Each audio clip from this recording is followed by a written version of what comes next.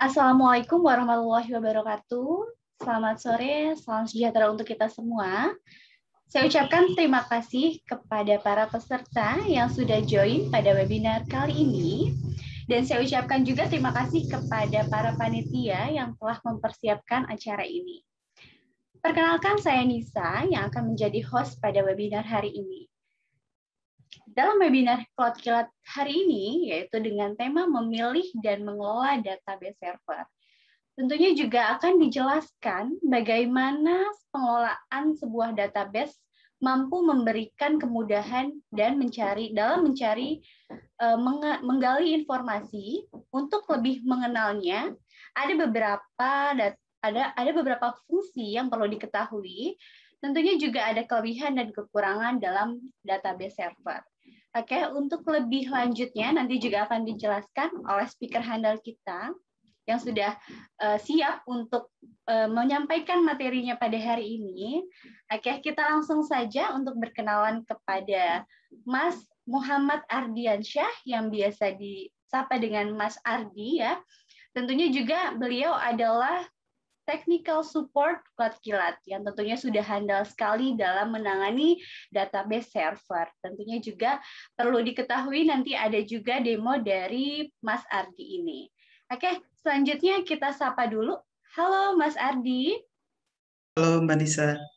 Oke, Mas Ardi sudah siap untuk menyampaikan materi hari ini? Insya Allah siap. Oke, baik. Sudah tidak sabar lagi untuk para peserta menyimak dan memahami nih bagaimana sih memilih dan mengelola database server. Untuk waktu dan tempat, saya persilakan untuk memperkenalkan diri Mas Ardi. Terima kasih Mbak Nisa atas tempatnya dan waktunya. Perkenalkan, nama saya Muhammad Ardiansah, bisa dipanggil Ardi. Saya di sini sebagai technical support dari Cloud Kilat. Saya telah bekerja di PT Infinity System Indonesia ini sejak tahun 2020. Oke, baik. Sudah cukup ya Mas Ardi ya, sangat jelas ya untuk Mas Ardi ini sudah berpengalaman pada database server ini. Oke, untuk itu mungkin saya informasikan untuk nantinya akan ada sesi tanya jawab juga. Mungkin untuk materi yang akan disampaikan Mas Ardi bisa disimak ya. Karena nantinya juga kalau ada pertanyaan yang bagus atau menarik, nantinya akan ada hadiah giveaway saldo OVO atau GoPay senilai 500.000 untuk 5 orang pemenang. Oke, sebelum kita lanjut, saya mohon juga untuk memfollow akun-akun sosial medianya Cloud Kilat karena akan ada konten-konten terupdate ataupun informasi terupdate. Oke, selanjutnya Mas Ardi sudah nggak sabar lagi nih kayaknya para peserta untuk dengar bagaimana sih memilih dan mengelola database server. Mungkin untuk materinya bisa langsung dijabarkan Mas Ardi. Terima kasih, waktu dan tempat saya persilahkan. Halo, selamat siang semuanya. Di sini saya akan sedikit menjelaskan tentang apa itu sih database server sendiri. Untuk sebelum menuju ke database server, kita harus tahu terlebih dahulu apa sih itu database. Database adalah kumpulan data-data yang disusun berdasarkan ketentuan tertentu agar mudah dalam pengelolaannya. Lalu untuk pengertian database server sendiri yaitu sebuah aplikasi yang menyediakan pengelolaan basis data dengan menggunakan model client server. Lalu sebelum merujuk ke database server, di sini saya akan sedikit menjelaskan antara SQL dan NoSQL. Untuk SQL sendiri adalah bahasa pemrograman khusus yang digunakan untuk menyimpan, memanipulasi, dan mengolah relational database.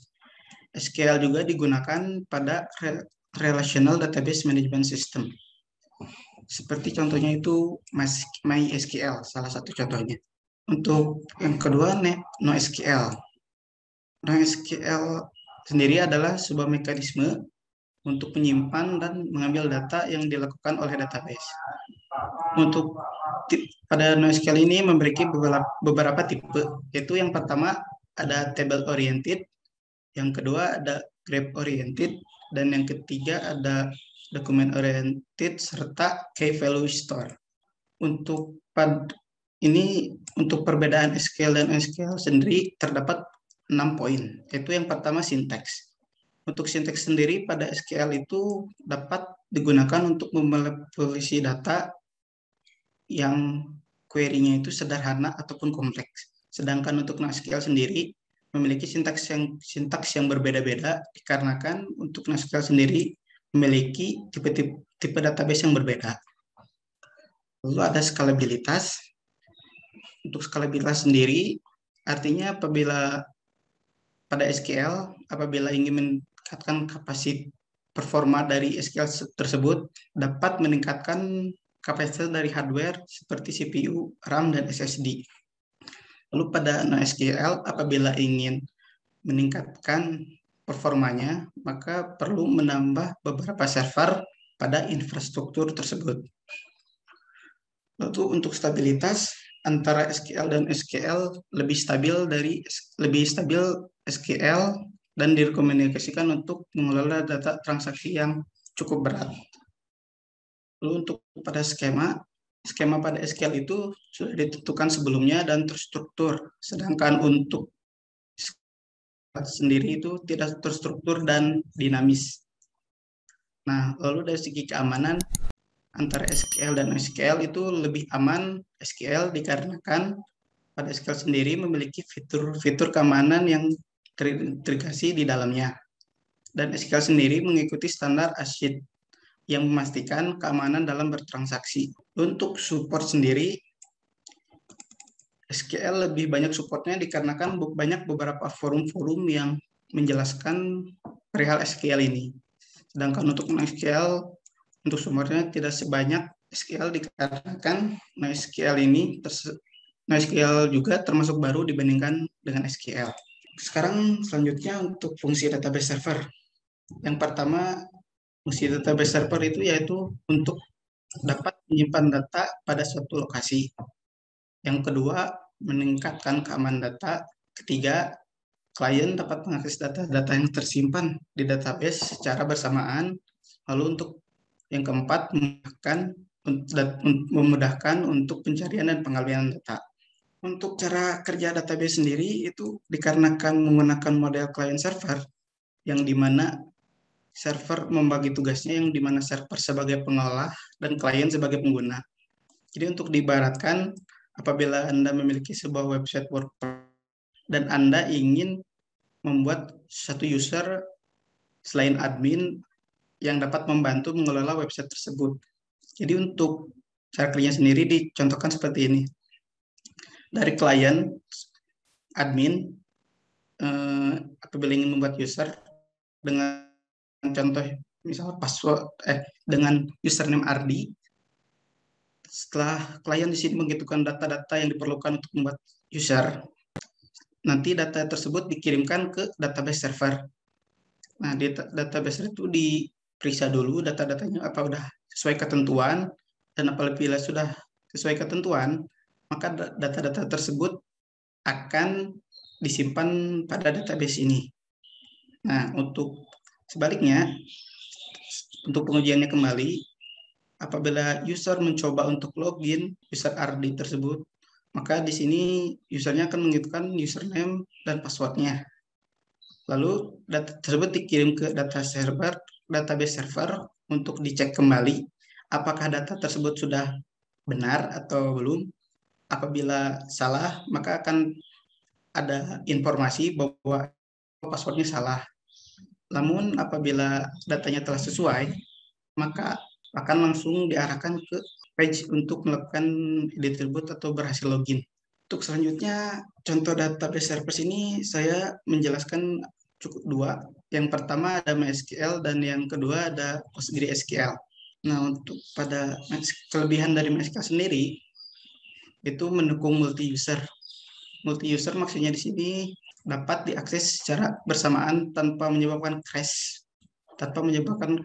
pada user lain. Untuk kedua, tidak membutuhkan RAM besar. Lalu yang ketiga, tipe datanya bervariasi. Dan yang keempat, keamanannya yang terjamin. Untuk PostgreSQL sendiri, kelebihannya pertama menyediakan seluruh fitur database. Maksud seluruh fitur database Di sini maksudnya bahwa PostgreSQL ini memiliki fitur-fitur, meskipun PostgreSQL ini bersifat open source, tapi PostgreSQL ini memiliki fitur-fitur yang disediakan oleh database server yang bersifat komersial. Lalu yang kedua, didesain untuk pengelolaan database besar. Yang ketiga ada extensibility, yang maksudnya di sini extensibility dimaksud sini, jadi Anda bisa membuat sebuah data atau kolom baru itu. Kan kalau di MySQL sendiri itu untuk jenis-jenis datanya sudah ditentukan, sedangkan untuk di PostgreSQL ini dimungkinkan untuk kita membuat jenis data sendiri. Itu ada yang keempat, ada standar ACID. Standar ACID ini digunakan untuk mencegah kerusakan data dan menjaga integritas data di tingkat transaksinya. Lalu untuk penjelasan sedikit pada MySQL, MySQL kan adalah database management system yang menggunakan bahasa SQL sebagai bahasa antara perangkat lunak aplikasi dengan database server. Lalu terdapat dua lisensi MySQL, yaitu yang pertama GNU General Public License. Lalu setelah diakuisisi oleh pihak Oracle, MySQL sendiri jadi memiliki lisensi yang dibutuhkan untuk komersial. Lalu di sini saya akan sedikit menjelaskan sedikit dari privilege user pada database. Yang pertama itu ada all privilege. All privilege di sini memberikan user izin untuk melakukan semua command-command seperti create, drop, delete, insert, dan lain-lain. Lalu untuk privilege create ini ditujukan untuk agar user dapat membuat sebuah database baru. Lalu untuk drop sendiri ini ditujukan agar user dapat menghapus tabel atau database yang telah dibuat. Lalu untuk privilege delete ini diizinkan untuk menghapus baris dari tabel. Lalu untuk pada insert, privilege insert ini diizinkan untuk mengisipkan baris ke dalam tabel. Lalu untuk privilege select itu mengizinkan agar user dapat membaca semua database. Jadi apabila Anda ingin mengecek spesifik database, maka Anda dapat user Anda harus memiliki privilege select ini. Lalu untuk privilege update, user diizinkan untuk memperbarui baris tabel. Lalu pada grant option, privilege ini diberikan agar user yang diberikan izin ini dapat memberikan izin atau menghapus privilege pada pengguna lainnya. Lalu untuk di sini ada contoh-contoh dasar komen dari MySQL ya. Untuk yang pertama create database. Nah, di sini untuk membuat database, untuk namanya bisa bebas di sini. Lalu untuk comment show database ini untuk memperlihatkan database yang telah ditambahkan sebelumnya pada database server tersebut. Untuk create user, untuk admin sini usernya, dan add localhost. Ini localhost sendiri itu adalah host dari user tersebut. Apabila web server dan database servernya berada dalam satu virtual machine, maka untuk hostnya itu dapat menggunakan localhost. Nah, namun apabila apabila database server dan web servernya berbeda virtual machine, maka untuk hostnya ini dapat diisikan dengan API dari web servernya. Lalu untuk perintah grant all privilege on nama database to admin localhost untuk memberikan izin pada database ini ke user yang telah dibuat sebelumnya.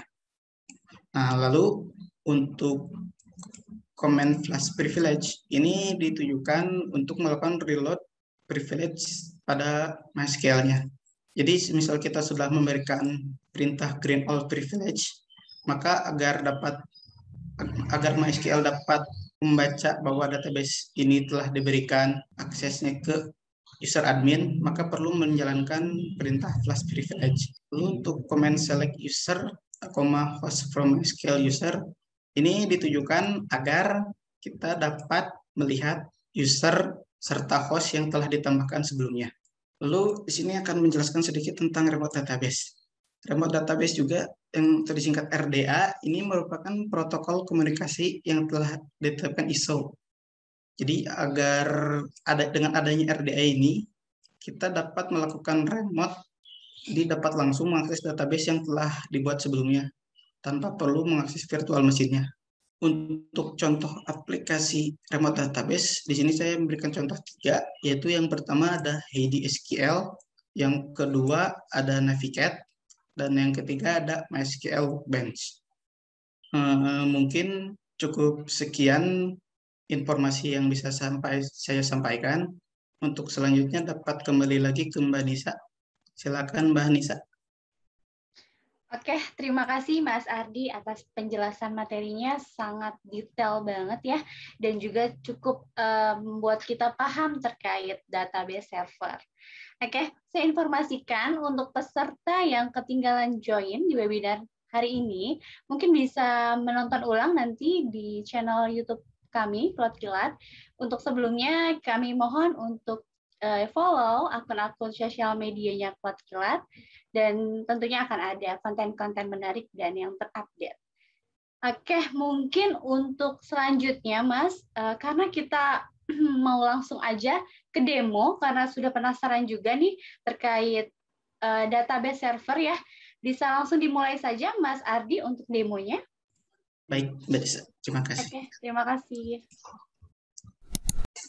Nah, untuk yang pertama, kita perlu untuk melakukan instalasi MySQL, maka kita perlu untuk instalasi terlebih dahulu repository dari MySQL sendiri dengan mengetikkan yum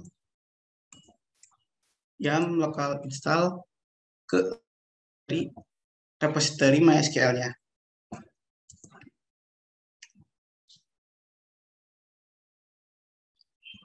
Untuk yes, setelah terinstall, selanjutnya dapat dengan mengetikkan yum install MySQL community in server.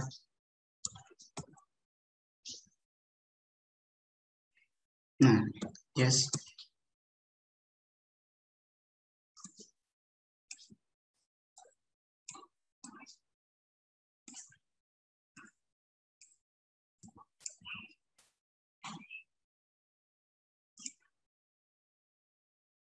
Di sini agak membutuhkan waktu dalam instalasinya, dikarenakan MySQL sendiri memiliki ukuran yang cukup besar. Oh iya, di sini juga saya nanti akan sedikit mempraktekkan instalasi dari PHP MyAdmin yang agar pengelolaannya lebih mudah yang dapat diakses melalui website, serta implementasi dari Remote SQL.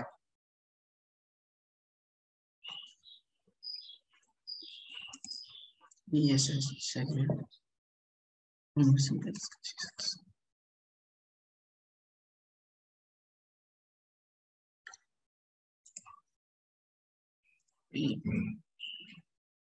Iya, untuk nantinya saya juga sudah menyiapkan salah satu VM web server untuk implementasi dari database sendiri. Jadi saya sudah menyiapkan salah satu VM lagi yang telah diinstal web server agar nanti kita dapat langsung melakukan instalasi dari WordPress-nya. Oh iya, sekedar informasi, untuk saat ini di Cloud Kilat juga promo untuk pembelian Kilat VM. Untuk Kilat VM sendiri dengan paket paling rendah itu memiliki storage 20 GB SSD, 1 RAM dan 1 CPU card. Ya, untuk ke demo, setelah melakukan instalasi dapat mengetikkan perintah systemctl enable MySQL and systemctl start MySQL. Untuk enable sendiri itu ditujukan agar MySQL dapat langsung running setelah apabila VM melakukan restart. Lalu ketikkan perintah systemctl status MySQL untuk mengetahui status MySQL telah berjalan atau belum. Bisa dilihat di sini MySQL-nya sudah running. Lalu untuk yang kedua, agar MySQL server ini dapat diakses oleh internet atau open ke publik, dapat melakukan konfigurasi pada file my.cnf. Biasakan sebelum melakukan konfigurasi pada VM ini, pastikan untuk melakukan backup terlebih dahulu. Lalu menggunakan nama etc my.cnf. Nah, agar MySQL dapat distant ke publik, dapat mengetikkan di bawah ini bind address IP 000. Setelah berperubahan, dapat melakukan restart dengan perintah systemctl restart MySQLD.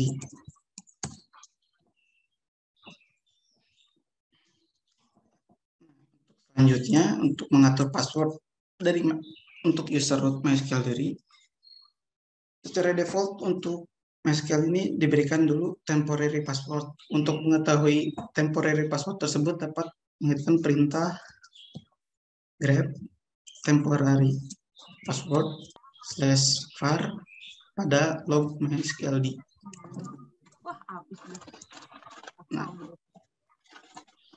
untuk passwordnya sendiri ini dapat di copy lalu melakukan perintah dapat menggunakan MySQL secure installation. Lalu masukkan temporary password yang telah diketahui. Lalu masukkan password. Untuk password sendiri disarankan untuk menggunakan huruf besar serta angka dan simbol agar kompleks. Lalu di sini apabila Anda ingin merubah password kembali dapat ketikkan yes atau y. Jadi saya akan memilih no. Nah, sini yes untuk menghapus anonymous user dari MySQL.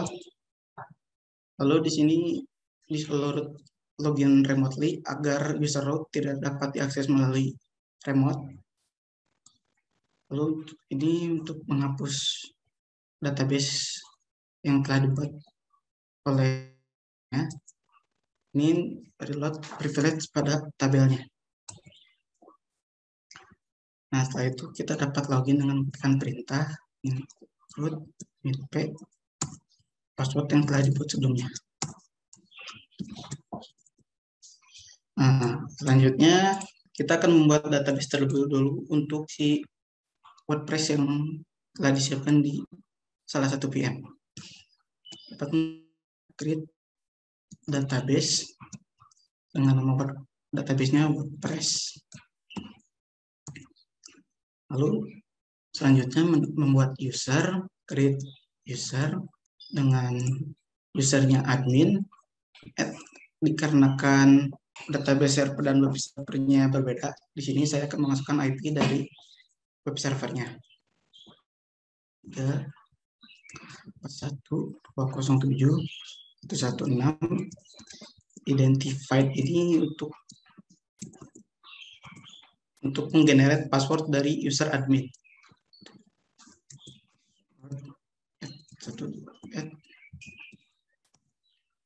Lalu di sini saya akan memberikan akses pada database WordPress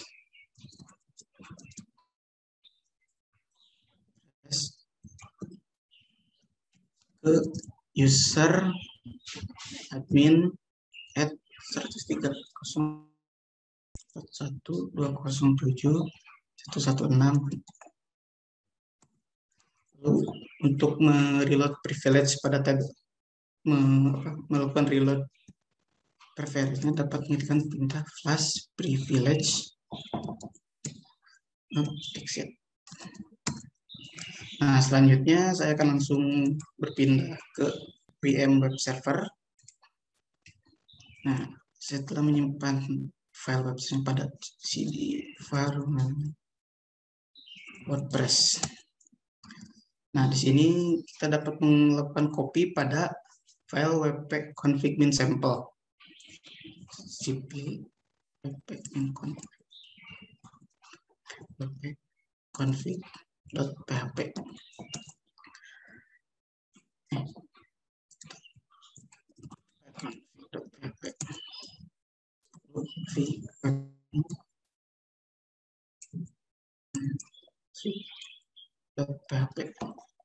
Di sini nama database-nya masukkan yang telah dibuat sebelumnya, yaitu WordPress. Untuk usernya, untuk user database-nya user admin. Untuk pada passwordnya, masukkan password yang telah ditambahkan. Untuk hostnya sendiri dapat dimasukkan IP dari database servernya. 4.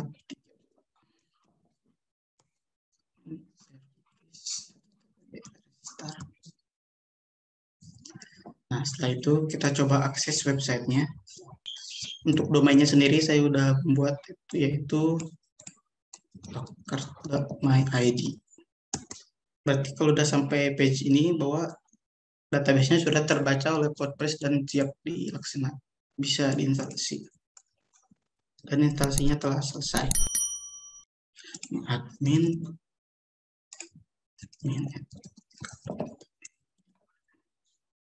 Nah, untuk kita coba akses kembali websitenya. Hasilnya WordPress-nya telah berhasil diinstalasi. Untuk selanjutnya saya akan melakukan instalasi phpMyAdmin agar pengelolaan database-nya dapat dilakukan melalui website. Kembali ke VM di web servernya, lalu instalkan yang install phpMyAdmin.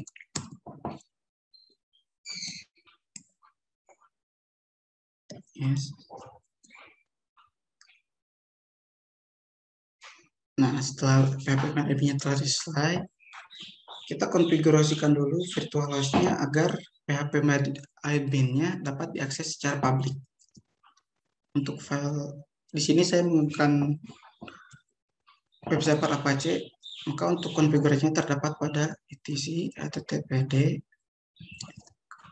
di phpMyAdmin. phpMyAdmin kontak. Nah, pada bagian sini require IP 127 dapat di komen. Lalu pada bawah sini dapat ditambahkan require granted.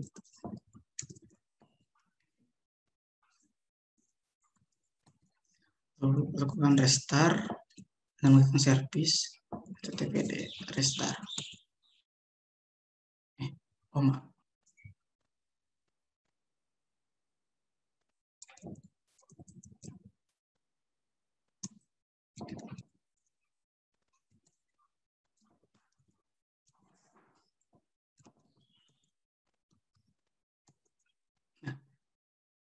Coba kita dapat mengaksesnya dengan domain /phpMyAdmin.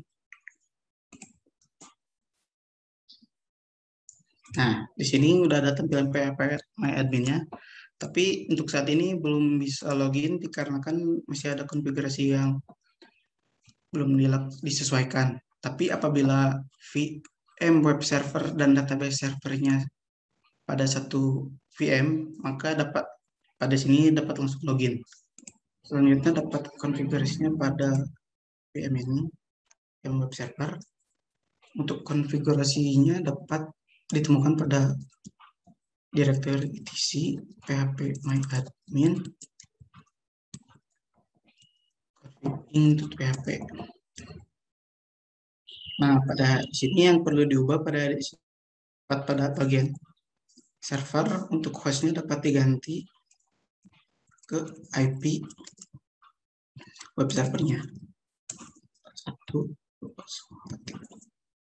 Untuk portnya secara default itu menggunakan 3306. Apabila menggunakan custom port di sini. Lalu tambahkan usernya, itu yang telah ditambahkan sebelumnya, admin.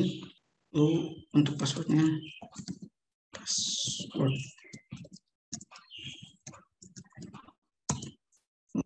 Kita kembali pada HTTPD-nya. Sekarang dapat dicoba untuk loginnya melalui phpMyAdmin. Dapat diisi dengan user admin. Untuk passwordnya,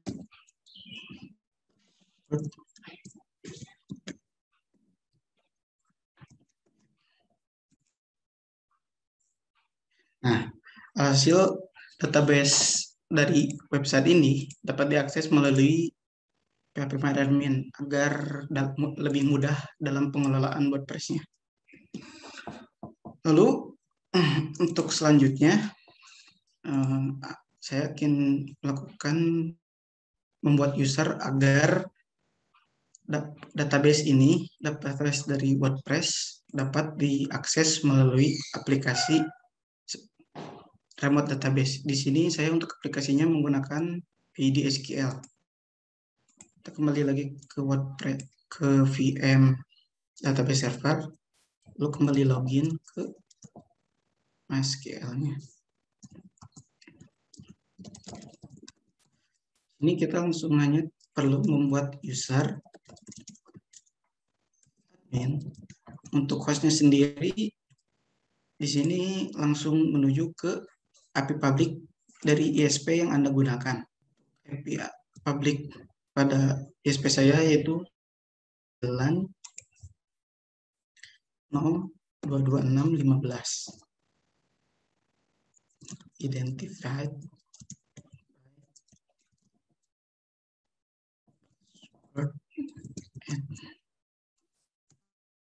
Lalu agar user admin ini dapat mengelola database WordPress, dapat memberikan perintah grant all privilege on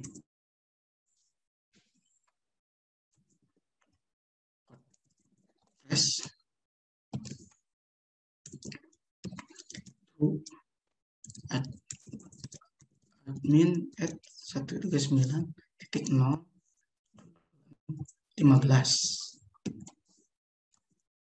Kita akan tekan plus privilege untuk melakukan reload.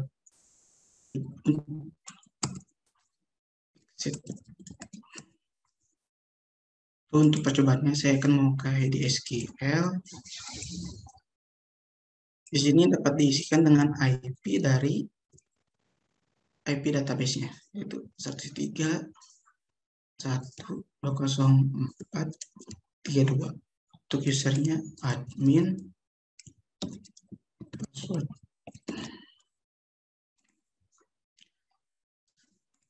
Alhasil, WordPress dari database WordPress dapat diakses melalui HDSQL ini. Mungkin cukup sekian demo yang bisa saya sampaikan. Untuk selanjutnya kembali ke Mbak Nisa. Oke, baik Mas Ardi. Terima kasih atas penjelasannya ya, demo yang tadi Mas Ardi jelaskan. Selanjutnya mungkin kita lanjut aja ke sesi tanya jawab. Mungkin yang sudah menanti sesi ini ya, sudah banyak juga yang bertanya di kolom komentar. Di kolom chat. Oke, sebagai informasi tambahan, saya informasikan untuk para peserta yang sudah join boleh bantu isi form feedback-nya yang tertera pada kolom chat sambil kita bahas mengenai pertanyaan-pertanyaan dari para peserta. Oke, kita bacakan aja langsung. Di sini ada pertanyaan dari Pak Ahmad Fauzi. Mau tanya hal-hal apa saja yang bisa menentukan user memilih MySQL atau memilih PostgreSQL? Mau langsung dijawab atau gimana, Mas Ardi? Baik, Mbak. Terima kasih atas pertanyaannya, Pak Ahmad Fauzi. Kalau yang saya baca-baca sebelumnya, antara perbandingan PostgreSQL dan MySQL sendiri, apabila user ingin memiliki database yang berfokus pada kecepatan dan keandalan, maka lebih baik menggunakan MySQL dikarenakan MySQL sendiri ringan dan lebih baik digunakan untuk situs web dan transaksi online seperti toko online gitu. Jadi lebih baik menggunakan MySQL. Lalu untuk PostgreSQL sendiri digunakan untuk proses analitik. Mungkin jawabannya udah cukup untuk Pak Ahmad. Oke, terima kasih atas jawabannya Mas Ardi dan terima kasih untuk Pak Ahmad Fauzi untuk pertanyaannya. Mungkin kalau nanti belum jelas bisa ditanyakan kembali atau ada hal lain yang mau ditanyakan boleh di kolom chat, di kolom komentar atau bisa juga di unmute. Oke, selanjutnya pertanyaan dari Pak Teguh. Mau tanya Kak, bagaimana untuk keamanan database-nya? Apakah aman data-datanya dari kebocoran data? Mohon jawabannya Mas Ardi. Terima kasih atas pertanyaannya Pak Teguh. Untuk keamanan jelas aman. Seperti yang saya sampaikan sebelumnya, untuk itu Anda dapat menerapkan password pada usernya dengan kompleks agar tidak mudah diretas oleh pihak luar. Nah, untuk datanya, keamanannya sendiri, untuk contohnya password dari user WordPress sendiri. Nah, untuk WordPress sendiri gitu, saat Anda melihat table pada WordPress-nya sendiri, data password tersebut telah dienkripsi langsung oleh MySQL-nya. Jadi untuk keamanan terjamin, Pak. Nah, untuk salah satunya untuk mengurangi itu dapat memberikan izin saja pada beberapa IP tertentu seperti yang tadi saya tambahkan. Apabila user dengan host yang tidak dikenali itu tidak akan bisa login. Baik untuk mengakses database server tersebut pada satu host atau misalnya ada dua host juga, asal host tersebut asal usernya telah ditambahkan pada host tersebut. Mungkin cukup segitu Pak Teguh untuk jawabannya. Oke, baik. Terima kasih Mas Ardi. Mungkin untuk Pak Teguh, jika ada pertanyaan yang lainnya bisa langsung ditanyakan kembali. Oke, selanjutnya nih, sudah banyak ya yang bertanya juga. Kita lanjut juga untuk pertanyaan dari Pak Dimas. Mau tanya Kak, kalau password-nya itu hash terlebih dahulu, apakah valid ketika kita memasukkan password hash tersebut pada konfigurasi? Boleh dijawab Mas Ardi? Baik, terima kasih atas pertanyaannya Mbak Dimas. Yang saya tahu untuk password pada database sendiri itu seperti yang saya sampaikan sebelumnya, untuk usernya itu tersebut sudah dienkripsi langsung oleh MySQL. Jadi apabila Anda mengakses via PHP admin juga, yaitu Anda dapat merubah password dari user tersebut. Lalu di situ juga terdapat beberapa tipe inskripsi yang dapat dipilih. Oke, baik. Terima kasih atas jawabannya, Mas Ardi. Oke, lanjut. Pertanyaan selanjutnya dari Kaima Arnisti ya. Oke, di sini mau tanya Kak, untuk integrasi dengan software lain, kemungkinan pendingnya berapa lama ya Kak? Kedua dibandingkan Microsoft MS SQL Server dan sebagainya. Mohon maaf untuk Mbak Haimia Arnisti.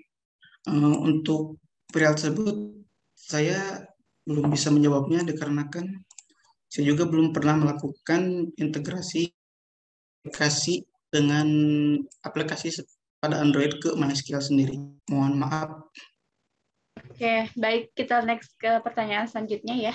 Di sini sebentar untuk pertanyaan selanjutnya dari Arif Rizky.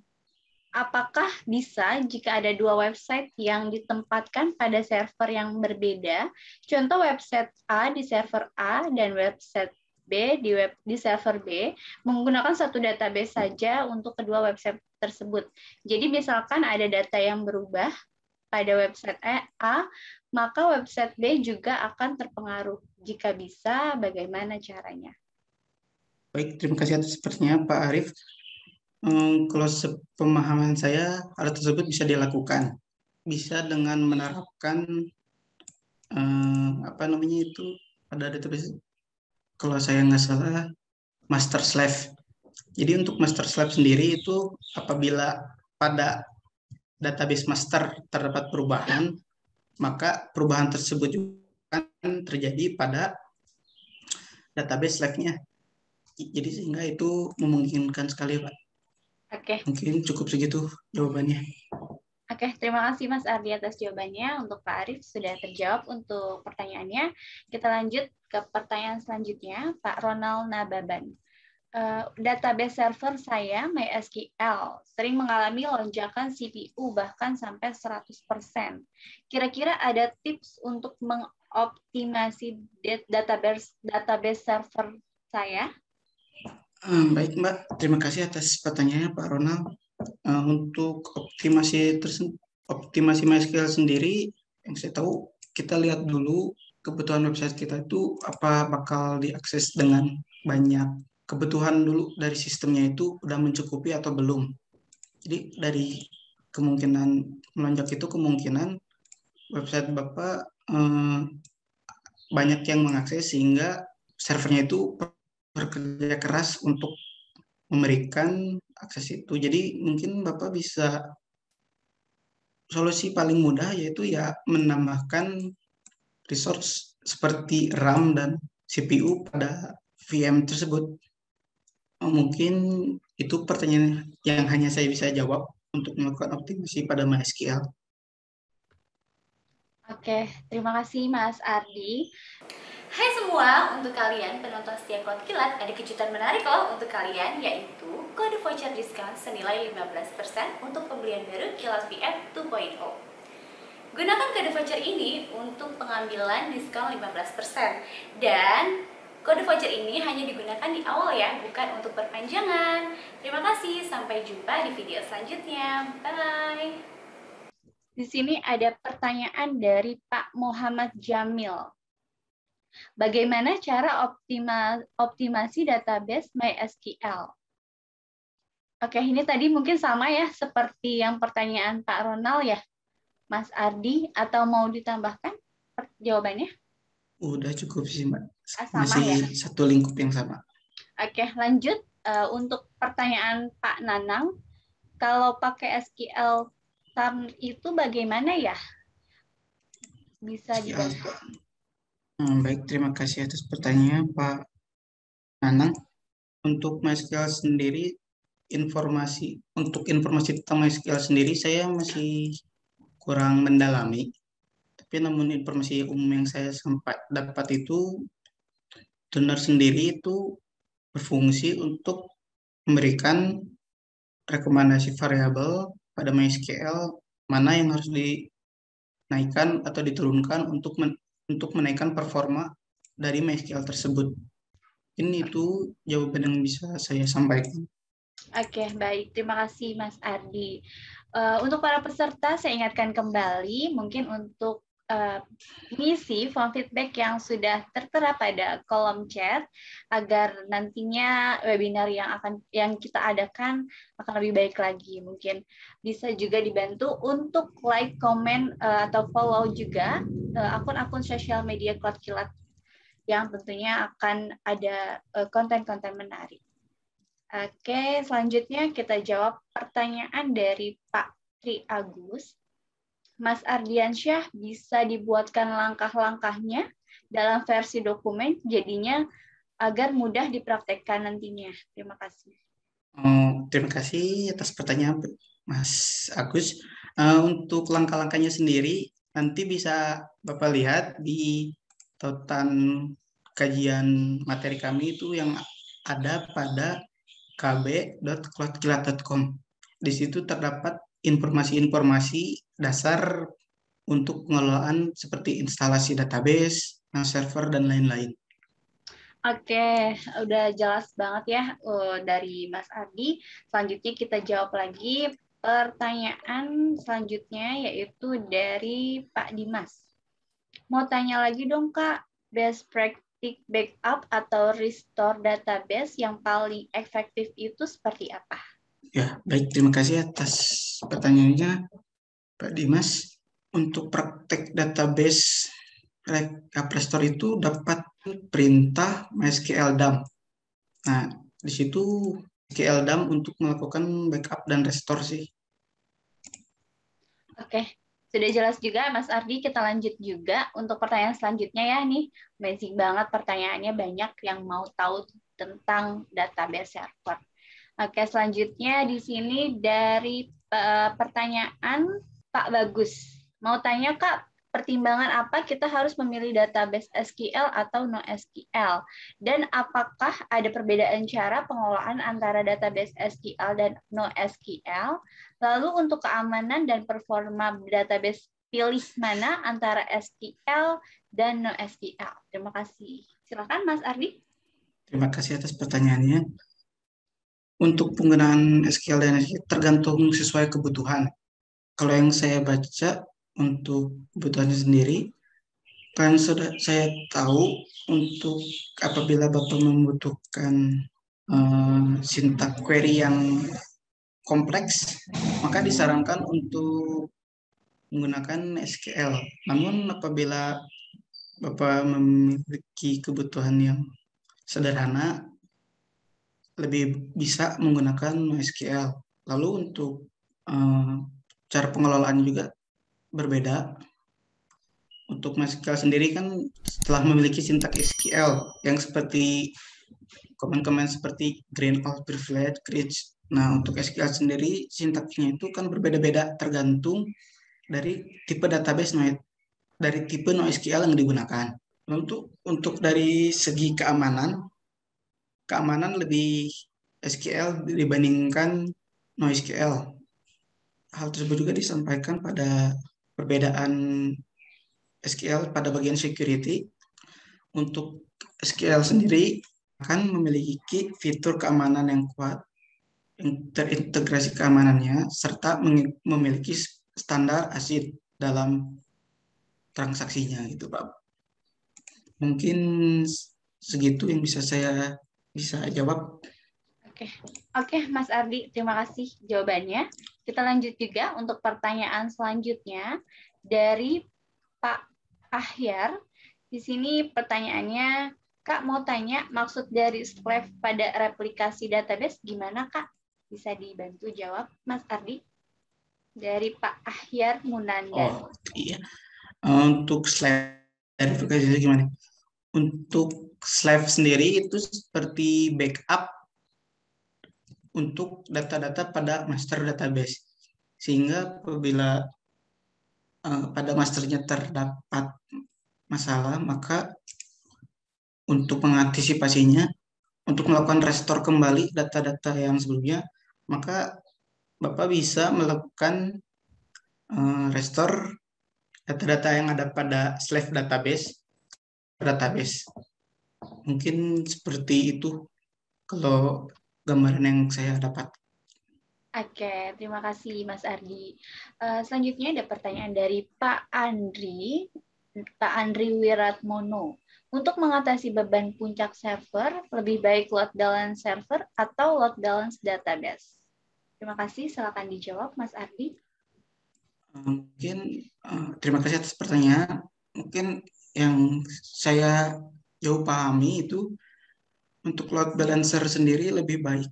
Load balancer itu berada pada bagian web servernya, dikarenakan yang menerima beban paling besar saat satu website diakses itu yang memiliki beban paling besar yaitu web servernya.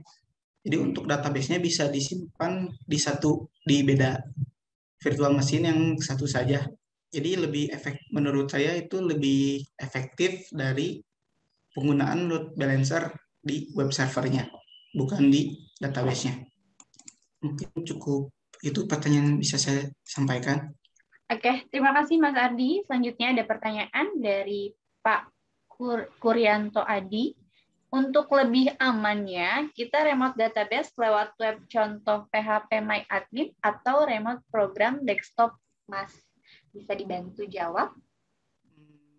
Untuk saya menyarankan untuk mengakses melalui aplikasi program desktop. Contohnya apabila PHP MyAdmin itu masih bisa diakses secara publik dikarenakan bisa saja untuk di PHP MLMI juga agar dapat diakses oleh beberapa host tertentu. Itu bisa konfigurasinya pada virtual host yang konfigurasi sebelumnya. Namun menurut saya itu lebih aman melalui program desktop dikarenakan untuk login ke MySQL tersebut user perlu memiliki host yang sama dengan host yang berada pada MySQL agar bisa login ke database tersebut. Oke, baik. Pertanyaannya sudah dijawab ya, Pak Kuryanto. Selanjutnya ada pertanyaan dari Pak Gali. Mau tanya, Kak, apa perbedaan menggunakan database MySQL dan PostgreSQL? Mana yang lebih mudah? Terus menurut Mas Ardi, untuk skalabilitas, apakah prefer menaikkan spek atau menambah jumlah server untuk cache traffic sedang tinggi? Terima kasih. Bisa dibantu, Mas Ardi? Untuk perbedaan database MySQL dan Postgres sendiri cukup banyak ya. Namun yang telah umum dan mudah digunakan menurut saya yaitu MySQL. Yaitu sudah banyak referensi untuk penggunaan MySQL-nya. Untuk perihal skalabilitas, apakah prefer untuk menaikkan spek atau menambah server untuk cache traffic sedang tinggi?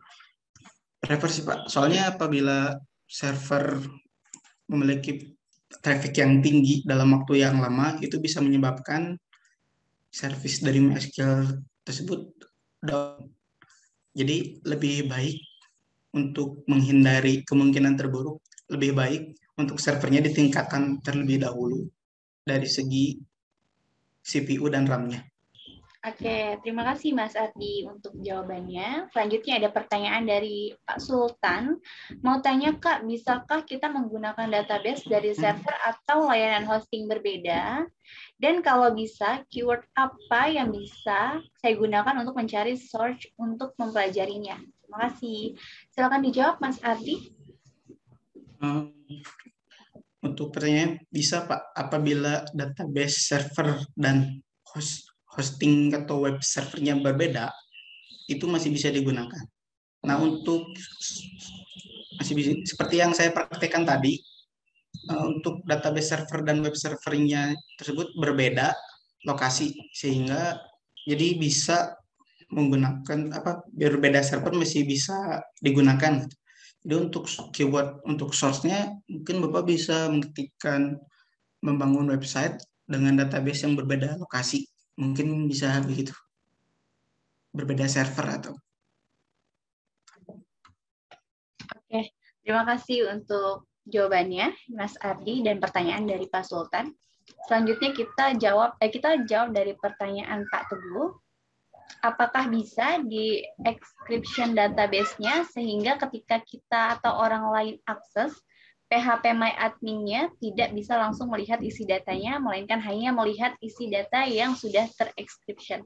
Silahkan dijawab, Mas Ardi. Terima kasih atas pertanyaannya. Untuk enkripsi database, yang baru saya tahu hanya isi-isinya saja. Tapi agar user lain tidak dapat melakukan update atau merubah, Bapak bisa memberikan user tersebut privilege yang berbeda. Jadi untuk privilege sendiri kan terdapat beberapa drop, delete, insert, dan select, dan update. Nah, jadi Bapak bisa memberikan beberapa privilege agar dapat membatasi user tersebut hanya bisa melakukan apa saja. Dan untuk data pada WordPress, pada database sendiri, terdapat beberapa data yang sudah dienkripsi langsung oleh MySQL-nya seperti password. Mungkin cukup segitu pertanyaan yang bisa saya jawab. Oke, terima kasih Mas Ardi. Selanjutnya ada pertanyaan dari Nur Latif, Bapak Nur Latif ya. Tantangan dan kesulitan apa Kak dalam mengelola database server? Mohon dijawab, Mas Ardi.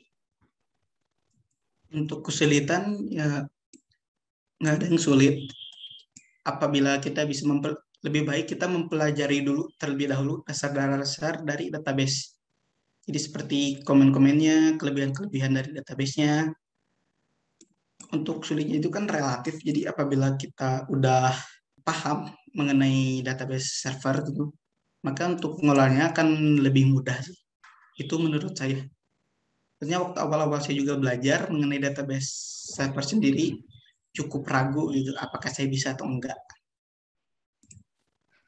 Oke, jadi step by step-nya dipelajari gitu ya Mas Ardi ya. Ya. Oke, selanjutnya kita ada pertanyaan lagi nih dari Pak Nanang. MySQL sama MariaDB itu sama ya Kak? Tapi kok banyak yang bilang lebih cepat MariaDB. Benarkah itu? Mohon dijawab. Untuk MySQL dan MariaDB itu sama. Namun untuk pengelolanya itu berbeda. Kalau yang saya baca-baca itu. Untuk MySQL sendiri kan sekarang udah diakuisisi oleh pihak pengembangnya itu Oracle. Sedangkan untuk MariaDB itu, untuk pengelolanya itu memiliki namanya itu MariaDB Foundation. Tapi untuk soal yang beda, banyak yang bilang cepat itu tergantung kebutuhan juga sih Pak. Dan tergantung kenyamanan dari pengguna, kenyamanan dari pengguna. Apabila orangnya sudah familiar sama MySQL, maka akan agak ragu juga untuk menggunakan selain MySQL gitu. Jadi itu mungkin dapat kembali ke pandangan usernya tersebut. Baik, terima kasih Mas Ardi atas jawabannya. Itu tadi pertanyaan terakhir ya, yang ada di kolom chat. Mungkin kalau ada pertanyaan lain, bisa juga langsung chat di kolom chat, atau bisa di-unmute langsung tanya ke Mas Ardi. Sebelumnya juga saya informasikan untuk acara ini akan ada giveaway berupa saldo OVO atau GoPay senilai 500.000 untuk 5 orang pemenang penanya terbaik yang nantinya akan dihubungi oleh tim marketing kami. Oke, sudah tidak ada yang bertanya atau sudah jelas semua ya? Kita lanjutkan di sini. Mungkin kalau tidak ada yang bertanya, kita bisa langsung ke sesi selanjutnya, yaitu mungkin dari Mas Ardi. Apakah ada closing statement sebelum diakhiri acara ini? Sudah cukup sih Mbak. Oke, sudah cukup berarti ya.